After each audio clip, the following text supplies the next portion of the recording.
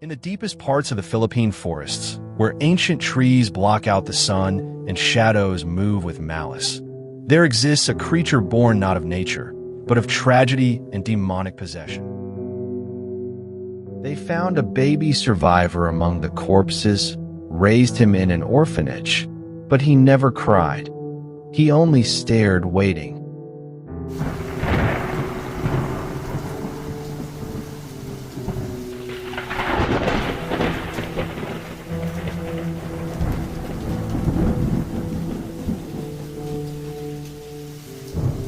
This is the story of the Tiyanak, a curse that began with forbidden love, betrayal, and a mother's desperate flight into darkness. What you're about to hear is rooted in real Philippine folklore, where the spirits of unbaptized children transform into vampiric monsters that hunt the living.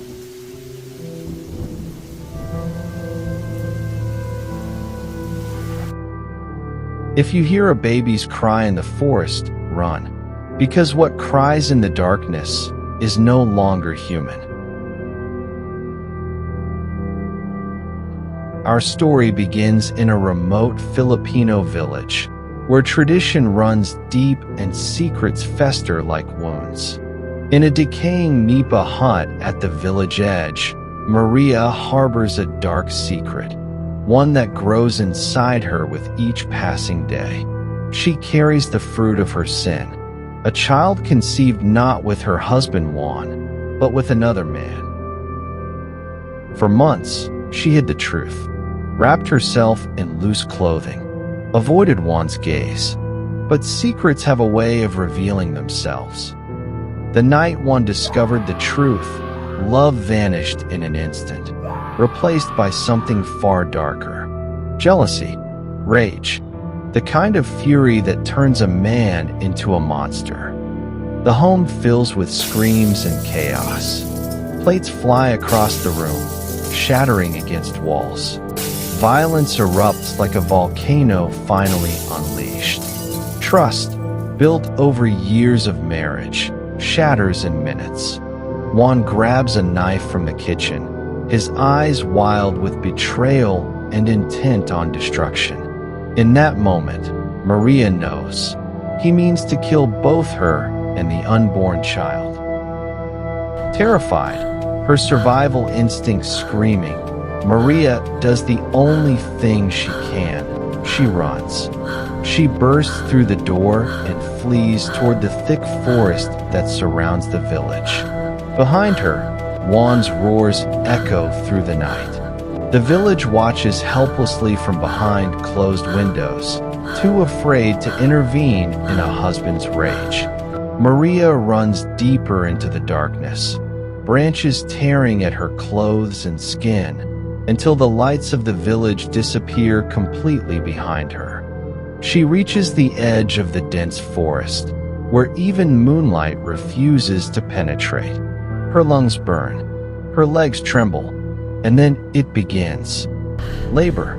The child, as if sensing the danger, decides this moment, of all moments, to enter the world.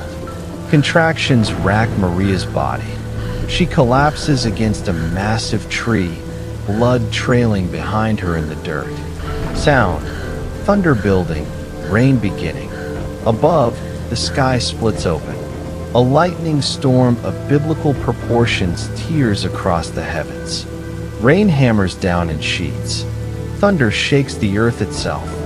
And Maria, alone in the darkness, screams as she brings forth life. But when the child finally emerges, there is only silence. The infant doesn't cry, doesn't breathe.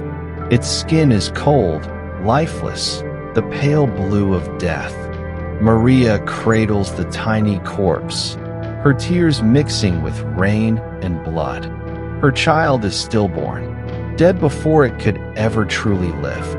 That night marks the beginning of a curse that would haunt generations. Because in that forest, in that storm, something else was waiting.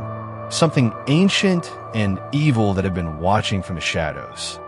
She's too weak, too broken with grief to notice as the demonic presence creeps closer and closer until it reaches the child's body. The black smoke forces itself into the infant's mouth, nose, every opening. The tiny corpse convulses once, twice, and then the eyes snap open. But they are no longer human eyes. They glow with an unholy light, the eyes of something that should not exist in this world. The corpse awakens, possessed by a demon that feeds on pain, suffering, and human flesh. The Tiyanak is born. Days later, the village is shaken by a sight that defies all reason. Maria returns from the forest. But this is not the terrified woman who fled into the darkness. She walks barefoot through the village center, humming softly to herself, wearing a smile that is wrong, too wide, too joyful for someone who just gave birth alone in a storm. In her arms, wrapped in blood-stained cloth, she cradles the child. The villagers recoil as she passes. The stench, the overwhelming smell of decay and rot, follows her like a cloud. Mothers pull their children inside. Men make the sign of the cross. They know something is terribly wrong. That child is dead, the village elders declare. We can smell death on it. It must be buried according to proper rites. But Maria only smiles deeper, her eyes glinting with something inhuman, and retreats to her home with the wrapped bundle clutched tight against her chest. The elders summon Father Rodriguez, the oldest priest in the region, a man who has performed countless exorcisms and seen true evil face to face. Father Rodriguez arrives with a group of brave villagers. Maria, surprisingly, lets them enter her home without resistance. She even smiles at the priest as he enters, though the smile never reaches her eyes. The priest approaches the bundle where the child supposedly sleeps. He pulls back the cloth, expecting to find a rotting corpse. Instead, he sees what appears to be a perfectly normal infant, pale but breathing. Its eyes are closed, and it seems to be sleeping peacefully. "You see, Father," Maria says sweetly, "my child lives, healthy and whole." The priest frowns, confused. Every instinct screams that something is wrong, but the child appears normal. After a tense examination, he reluctantly agrees that the child seems to be alive. He emerges from the house, troubled, telling the villagers that the child lives and shows no signs of demonic possession. But Maria, watching from her window, smiles her terrible smile, because she knows the truth that no one else does. Her child hungers, and soon it will feed. Father Rodriguez insists on performing a proper baptism to protect the child's soul and ensure it enters the faith. A date is set for 3 days hence. That night, as the village sleeps, Maria whispers to the bundle in her arms, "Soon, my child. Soon you will taste what you crave." And in the darkness, something inhuman whispers back. The morning of the baptism arrives with an unnatural chill in the air. Father Rodriguez prepares the church, blessing the holy water, laying out his ceremonial vestments. But as he works, a sense of dread settles over him, the feeling of being watched by malevolent eyes. The villagers gather, nervous but hopeful that the baptism will cleanse whatever darkness surrounds Maria's child. They file into the old stone church, making the sign of the cross as they enter. Maria arrives last, walking slowly down the aisle with the wrapped infant. Her smile has not faded. If anything, it has grown wider, more unnatural. Father Rodriguez takes the child carefully, beginning the ancient ritual of baptism. As he speaks the Latin prayers, he notices something strange. The child's eyes are open, staring, not blinking, and in those eyes, he sees hunger. Outside, a massive crow lands on a dead tree near the church. Its caw echoes unnaturally loud. An omen. Father Rodriguez's hands begin to tremble as he holds the child over the baptismal font, as he's about to pour the blessed water. The church bell rings. Once, twice, 3 times, but no one is pulling the rope. The priest freezes. The villagers gasp and whisper anxiously. Maria's smile grows even wider. Father Rodriguez forces himself to continue, his voice shaking as he pours the holy water over the infant's head. The moment the blessed water touches the child's skin, the child's eyes flash red for just an instant. Its mouth opens wider than any infant's should, revealing tiny, sharp teeth. Father Rodriguez stumbles backward, nearly dropping the child. "Demon," he gasps. "This child is possessed." But before he can do anything more, searing pain explodes in his chest. His vision blurs. He clutches at his heart, dropping to his knees. The priest collapses. The child rolls from his arms onto the church floor, but lands gracefully, impossibly, on its feet. Maria rushes forward, scoops up the child, and flees from the church before anyone can react, her laughter echoing off the stone walls. The villagers rush to Father Rodriguez, but it's too late. He's dead, his face frozen in an expression of pure terror, and on his neck, barely visible beneath his collar, 2 small puncture wounds, bite marks. At her home, Maria rocks the bundle in her arms, laughing with unhinged joy. Her child has fed, and it hungers for more. Word of Father Rodriguez's death spreads through the village like wildfire. Fear replaces grief. That night, the village elders make a decision. The child must be buried, with or without Maria's consent. A group of men, armed with torches and crucifixes, march to the church where the priest's body lies in state. And there, beside him, wrapped in white cloth, is the child's body. Or so they think. You see, while the villagers mourned, something else happened. Something Maria had planned all along. She had left a substitute. A bundle of cloth wrapped around rotting meat and animal bones that in dim light appeared to be the corpse of an infant. The real creature was safe at home, feeding on Maria's own blood, growing stronger. The villagers dig a grave in the cemetery behind the church. The hole is blessed with holy water. Prayers are said. The wrapped bundle is lowered into the earth and buried quickly before nightfall. As the last shovelful of dirt is thrown, an unnatural wind kicks up. The torches flicker and nearly go out. In the distance, that crow caws again, a sound like mocking laughter. The villagers return to their homes, hoping this nightmare is over. But the next morning brings fresh horror.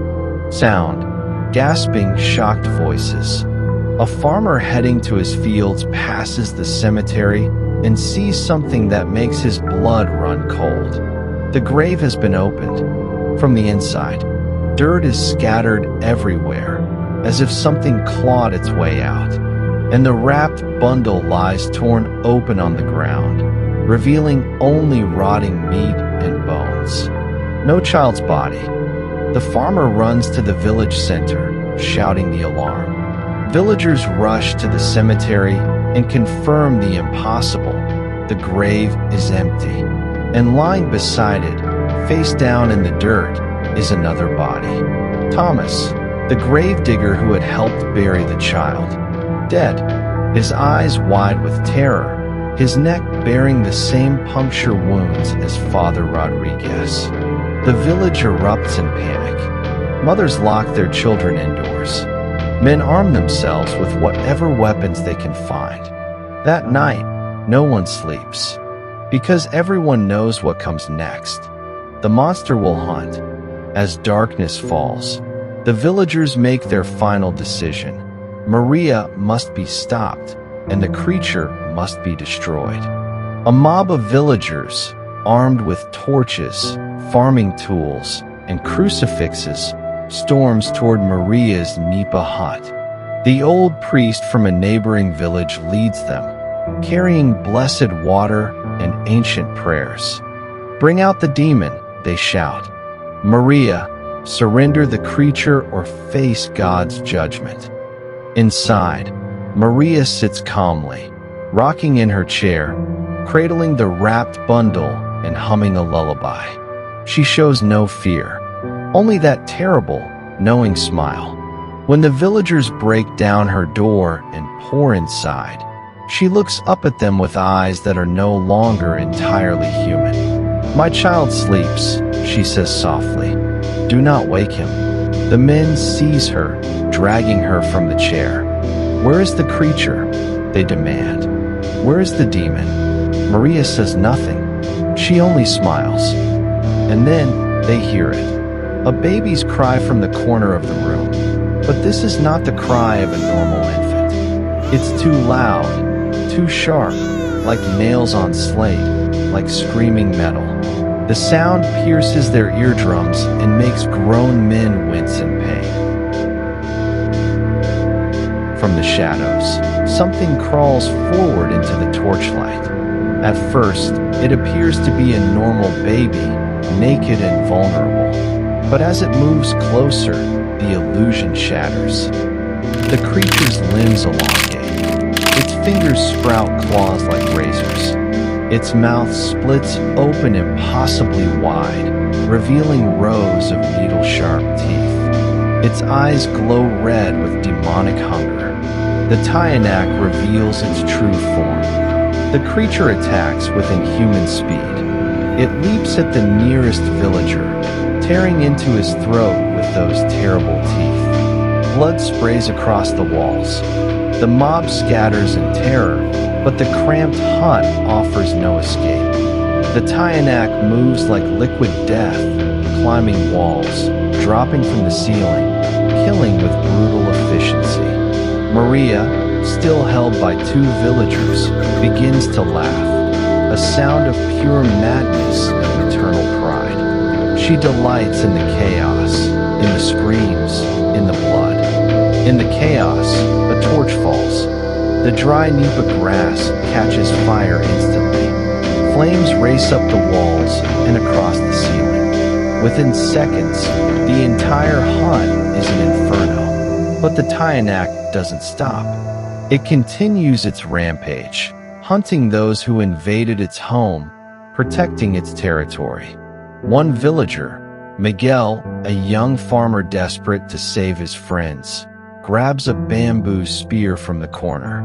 He aims it at the creature, but at the last second, Maria breaks free from her captors and throws herself in front of her child. The spear pierces her chest. She falls, blood pouring from the wound. The Tiyanak stops instantly. It turns to see its mother falling, dying. And for just a moment, something almost human flickers in those demonic eyes. Rage. Pure, unfiltered rage. What follows is a massacre. The Tiyanak tears through the remaining villagers with a fury born of grief and hatred. No mercy, no survivors. Miguel, who threw the spear, tries to run, but the creature is too fast. It catches him at the door, and his screams are cut short. Within minutes, all the villagers who entered Maria's home are dead or dying. The hut burns around them, collapsing in a shower of sparks and ash. And in the ruins, Maria lies dying, blood pooling beneath her.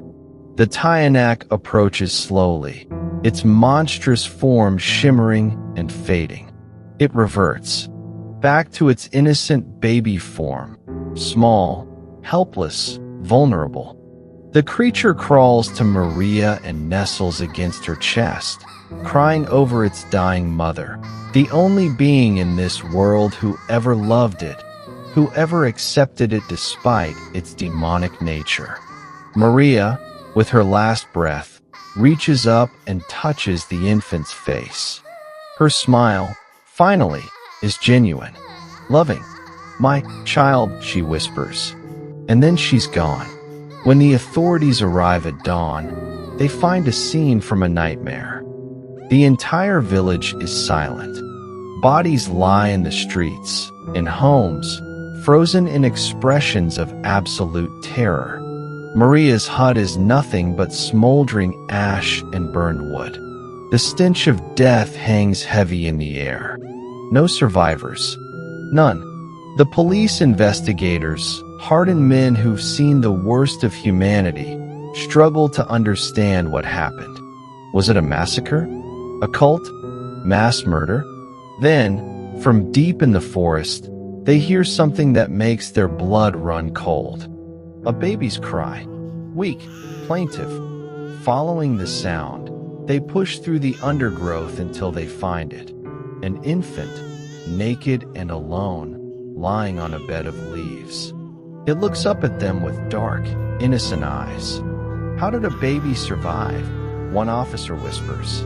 They wrap the child in a blanket and take it away, believing they've found the sole survivor of some terrible tragedy. They have no idea what they're really carrying. The infant is taken to an old Catholic orphanage run by nuns, several towns away. The Sisters of Mercy take the child in, naming him Gabriel, God's messenger, hoping the holy name will bless this poor, orphan soul. The nuns care for Gabriel with love and dedication. They feed him, clothe him, pray over him. But from the start, they notice something unusual. Gabriel never cries, never laughs, never makes any sound at all. He only stares. His eyes follow the nuns as they move about the nursery, following, watching, waiting. The other children in the orphanage instinctively avoid him. When Gabriel is placed in the common room, the other babies and toddlers crawl away, as if sensing something wrong, and strange things begin to happen. Children wake in the morning lethargic, drained of energy for no medical reason. Small animals, birds, cats, rats, are found dead in the orphanage gardens, their bodies bearing small bite marks. Sister Maria Teresa, the eldest nun, grows increasingly concerned. She watches Gabriel closely during prayer, and she swears that when holy water is sprinkled during Mass, the child's skin seems to smoke. Then comes the stormy night that changes everything. Power fails across the entire orphanage. Lightning illuminates the hallways in brief, stark flashes. And in the nursery, Gabriel's crib is empty.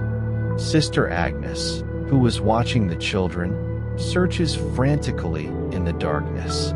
She calls out, her voice echoing off stone walls. Then, in a flash of lightning, she sees it. At the end of the hallway, crawling along the ceiling like an insect, is the infant. Its head is twisted at an impossible angle, staring directly at her with those glowing red eyes. Sister Agnes screams. The next morning, they find Sister Agnes in her room, alive but catatonic, her hair turned completely white overnight, and on her neck, barely visible, 2 small puncture wounds. The nuns gather in emergency council. Sister Maria Teresa knows the truth now. They harbor not an innocent child, but a Tiyanak, a demonic creature from old folklore. "We must perform an exorcism," she declares. "And if that fails, we must destroy it." The nuns prepare with prayer, fasting, and blessed weapons, holy water, crucifixes, sacred relics. They secure all the children in the chapel for safety. That night, they search for Gabriel. They find a trail, smeared blood leading from the nursery, down the stairs, into the old basement where forgotten things are kept. Following the trail by candlelight, they descend into darkness. And at the bottom, in the corner, the creature waits, not hiding, wanting to be found. When Sister Maria Teresa raises her lantern, she sees it clearly. The Tiyanak in its true form, crouched like a gargoyle, its mouth stained red, its eyes gleaming with intelligence and malice. In the name of the Father, the Son, and the Holy Spirit, Sister Maria Teresa begins throwing holy water. The holy water burns the creature like acid. It shrieks, an inhuman sound that makes the nuns' ears bleed, and attacks with savage fury. The battle is brief but brutal. The creature is weakened by the blessed weapons. When it lunges at Sister Maria Teresa, she presses a crucifix against its flesh, and it recoils, shrieking in agony. The Tiyanak begins to revert, its demonic form fading, leaving only a small, burned infant writhing in pain on the stone floor. The nuns plan to perform a final baptism, to cleanse the demon from the child and save its soul. They carry it to the chapel, preparing the ritual. But as they chant prayers, the creature's eyes snap open one last time.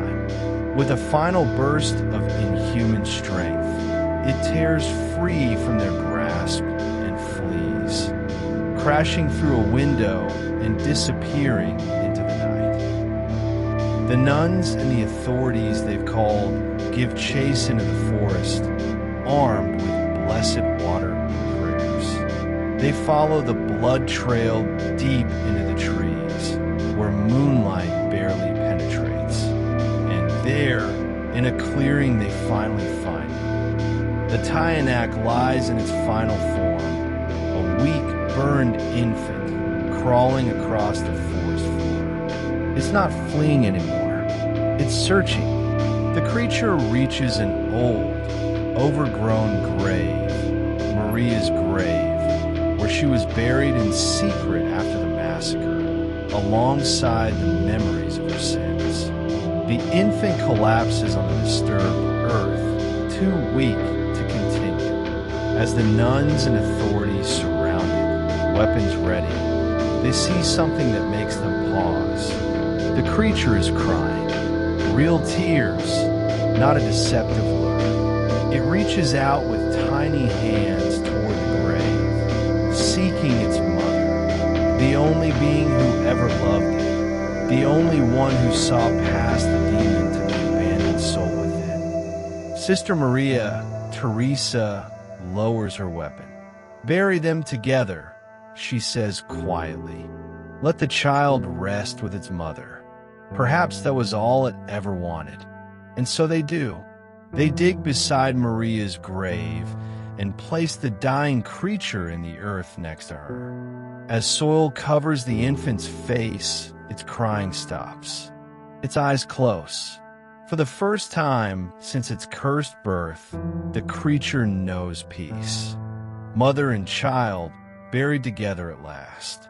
The Tiyanak rests in the silence it never knew in life. This is the tragic curse of the Tiyanak, a demon born not from evil, but from loss, betrayal, and unholy possession. A creature that should never have existed, caught between death and life, between human and monster. The legend of the Tiyanak is rooted in real Philippine folklore. Stories passed down through generations about the spirits of unbaptized children who become vampiric monsters that hunt the living. To this day, in remote villages across the Philippines, people warn their children. If you hear a baby crying in the forest, do not investigate. Do not try to help, because what cries in the darkness may not be what it seems. If you hear a baby's cry in the forest, run. The Tiyanak lies in its final form, a weak, burned infant crawling across the forest floor. It's not fleeing anymore. It's searching. For more interesting stories like this,